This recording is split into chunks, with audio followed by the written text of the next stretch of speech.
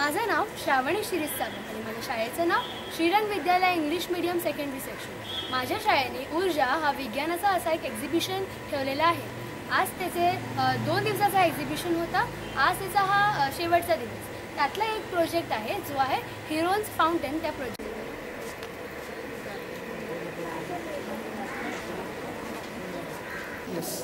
आम्ही लाईफ एक्सप्लोरेटरीपासून आहोत आणि आमचं गोल आहे की मुलांना चांगले सायंटिफिक मेथड्स हे खूप इझियर वेनी शिकवायचे।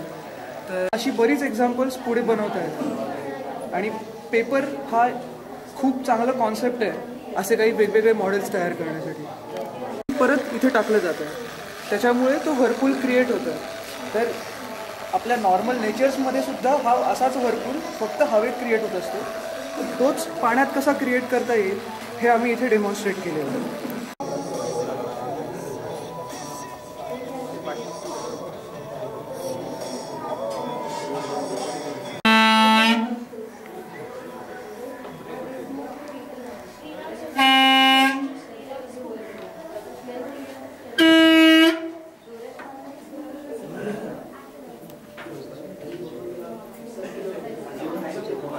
क्लॅप करते आणि जीवन सांगेल आता त्याला कुठून ऐकू आलं।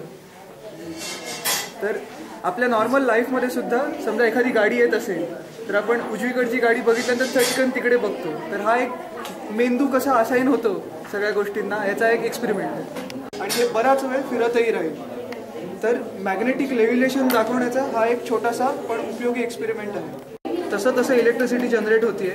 हा एक फॅरेडेज लॉचा एक्सपेरिमेंट आम्ही इथे डेमॉन्स्ट्रेट केला।